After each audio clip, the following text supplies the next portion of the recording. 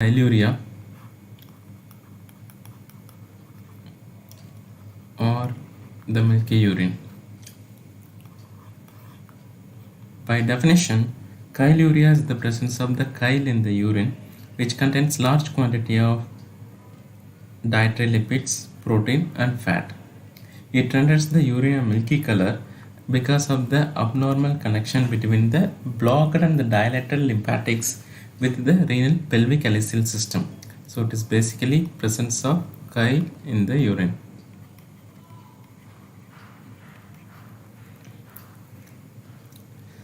Sometimes it is referred to as chronic lympho-urinary reflux because of the fistulous connection between the lymphatic system and the renal pelvic alical system because of the abnormal obstruction or dilatation or damage to the valve. Before going into the etiology, we will look at the anatomy of the renal lymphatic system. This is the outline of the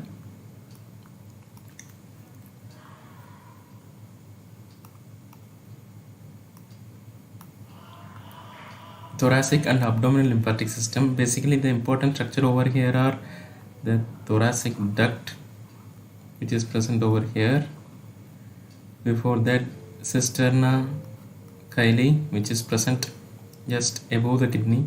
Here we are having the two lumbar lymphatic tributaries, that are the left and the right.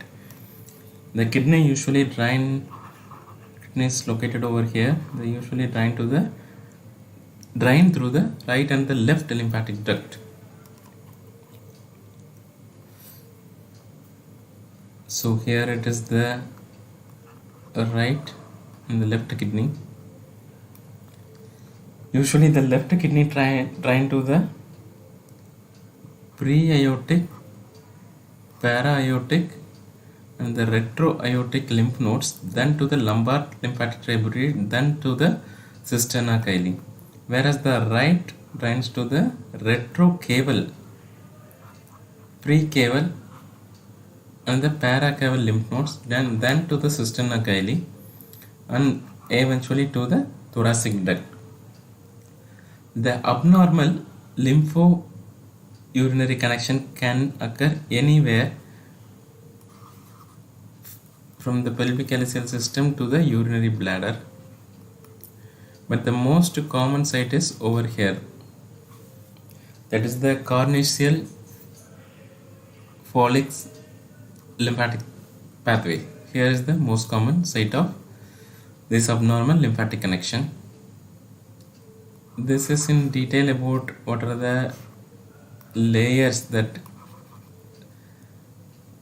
renal lymphatics is having. As of now, this is of no much use. Just this slide is to show you the most common site of this lymphatic urinary connection.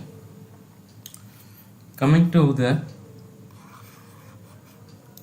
renal lymphatics, it is more common in the cortex than in the medulla. If we take the cortex, we are having the capsular lymphatic plexus, subcapsular lymphatic plexus, interlobular, and here the interlobar lymphatics. This can drain to either way, either to the capillary lymphatic network or to the interlobular lymphatics, then to the lymphatics which are located along the renal vein, and subsequently to the lumbar lymphatics, then to the cisterna chyli, then to the thoracic duct, then the final drainage. Here is the expanded picture of the capsular lymphatic system. There are the perforating lymphatics between the capsular and the subcapsular lymphatics. And as we note, the lymphatics are more common in the cortex and very less in the medulla.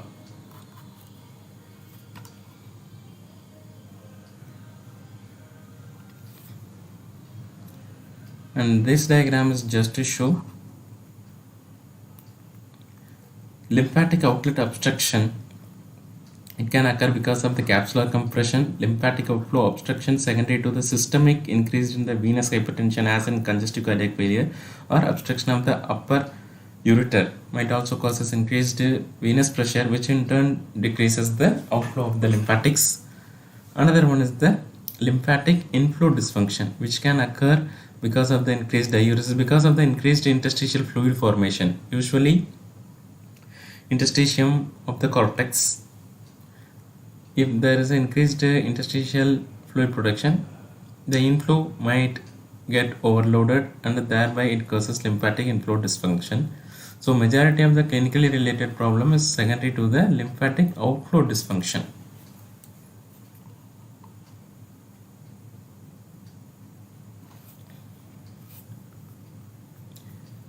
Next, coming to the etiology. Etiology wise, it can be classified to parasitic and in non-parasitic. In India, parasitic cause is more common than the non-parasitic. Among the parasitic, it can be divided into filarial and non-filarial.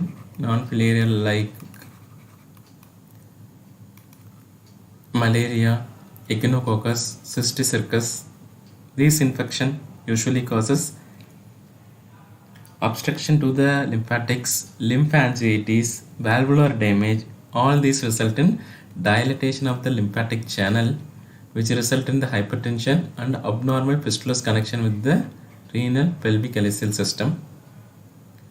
And the non-parasite causes usually include iatrogenic post-surgery, malignancy,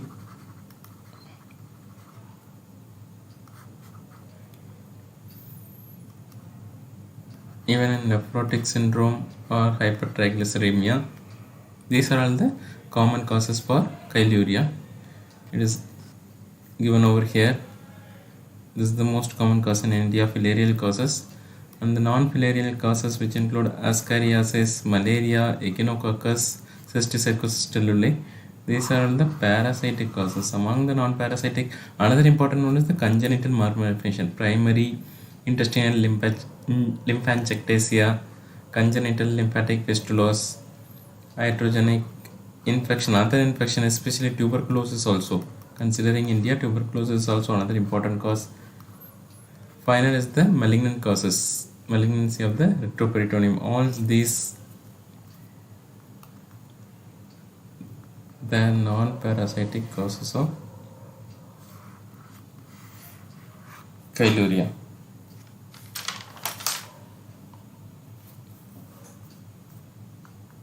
Next, coming to the clinical feature. The usual clinical features are presence of the milky white, which is milky white urine, which is intermittent in nature. Sometimes patient might be having dysuria, hematuria, flank pain, edema, recurrent UTI. And other important feature is because of the increased loss of the lymphatics through the urine, there is a hypoproteinemia might be there, cachexia, weight loss and malnutrition. Because of the increased immunoglobulin loss, the patient are more prone to infection and they might present with fat soluble vitamin deficiency because of the loss of fat soluble vitamins.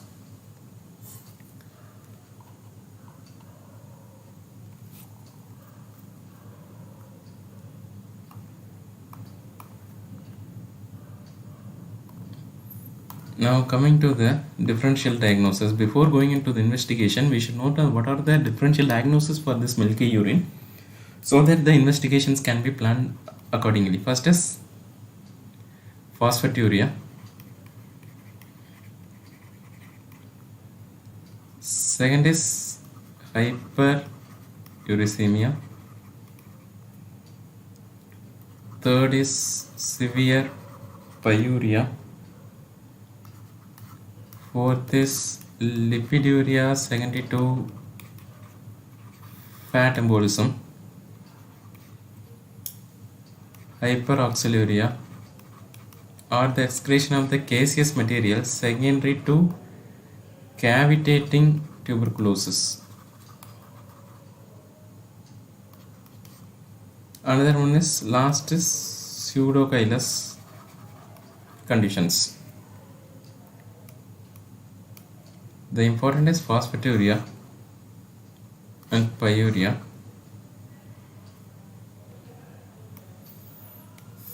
And phosphaturia, this usually disappears by addition of 10% acetic acid.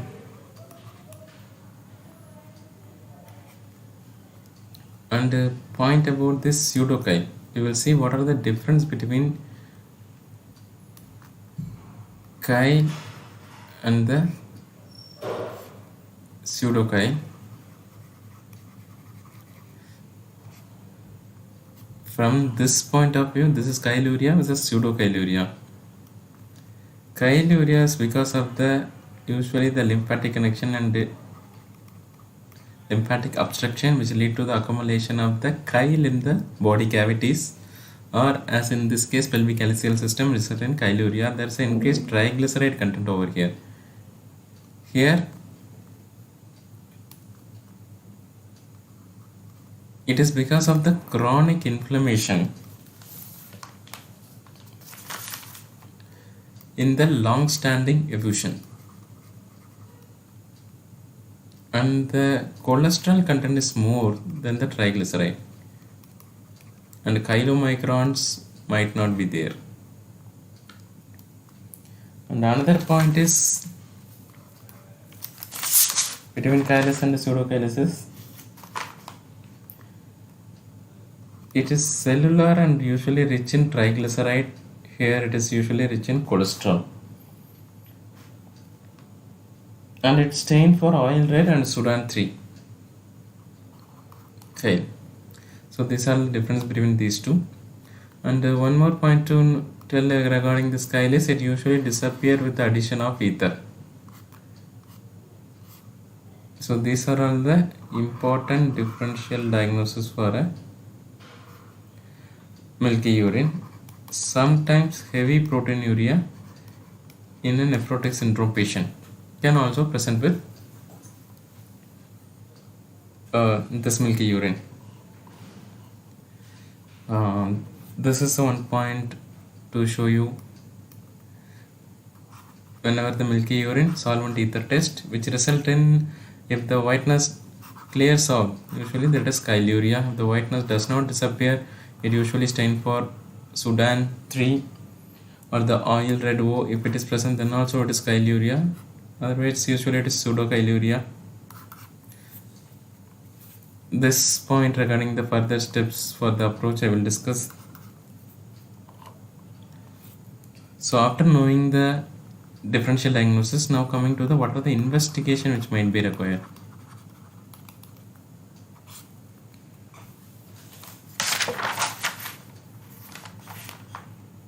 First is the urine analysis.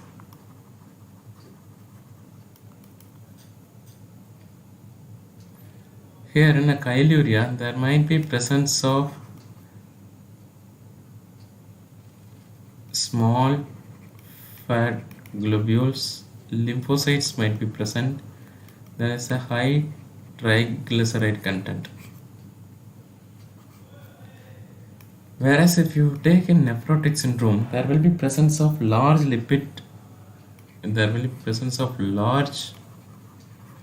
lipid-laden fat bodies.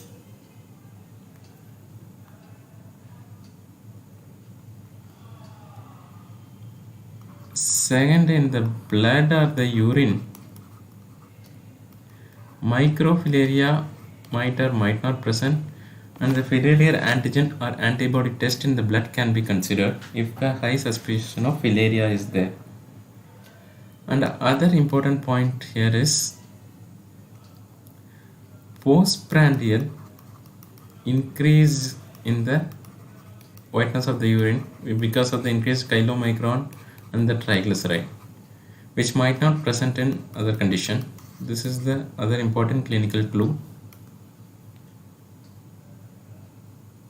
For the diagnosis, cystoscopy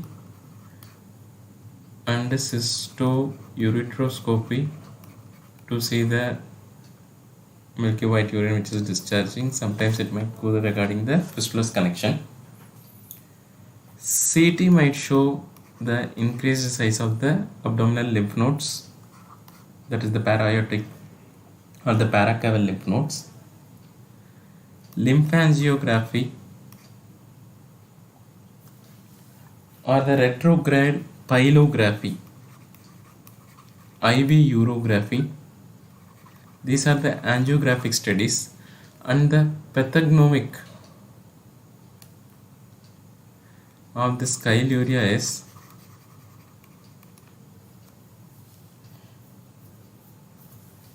presence of numerous perihilar lymphatics. Indicates patient is having chyluria. The next investigation, the non-invasive one, is the nucleotide scanning, which is the technetium lymphangiography.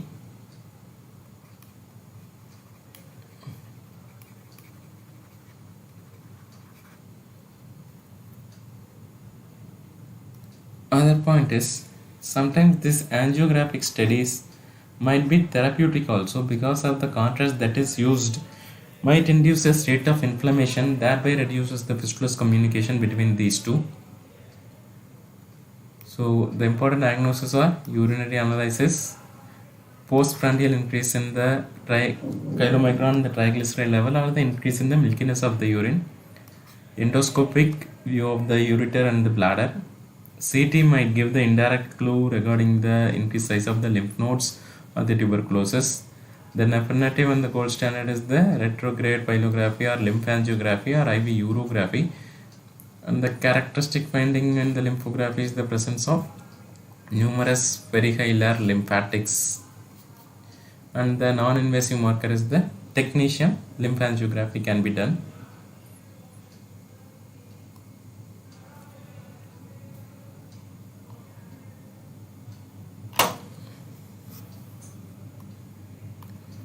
Now coming to the management.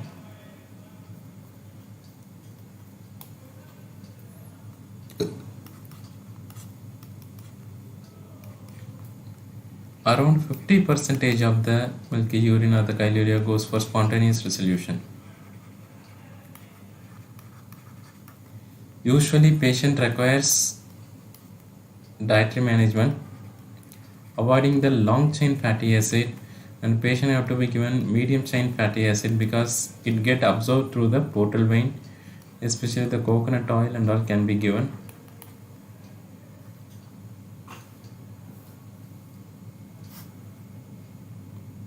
Suppose if the patient is not responding or developing chronic malnutrition or the symptomatic disease, then endoscopic therapy can be given. Endoscopic sclerotherapy. For sclerotherapy, around 80% might respond to the endoscopic sclerotherapy. The sclerotherapeutic agent used are silver nitrate, 0.2%, povidone iodine, or urographene. These are the commonly used sclerosing agents. Suppose if the patient is not responding to the endoscopic sclerotherapy, surgical treatment is the gold standard treatment and is the treatment of choice, and the name for is retroperitoneal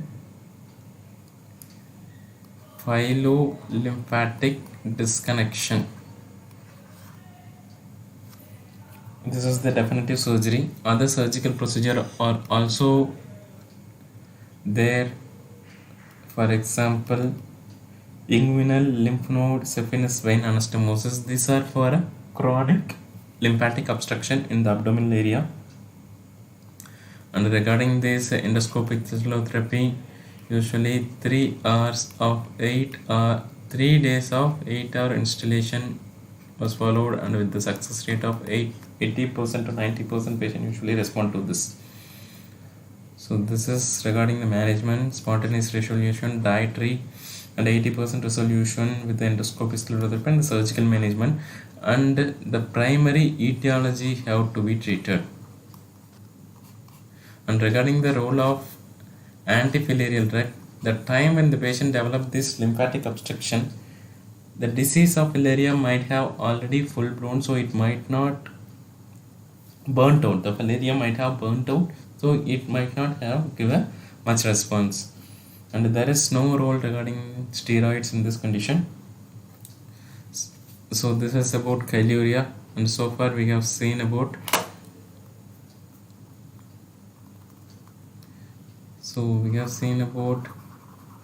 what is chyluria, definition, anatomy of the renal pelvic alical system, and how the renal lymphatic drainage occurs, clinical features and the etiology. Important for the practical point of view: differential diagnosis, investigation, and finally management. Thank you.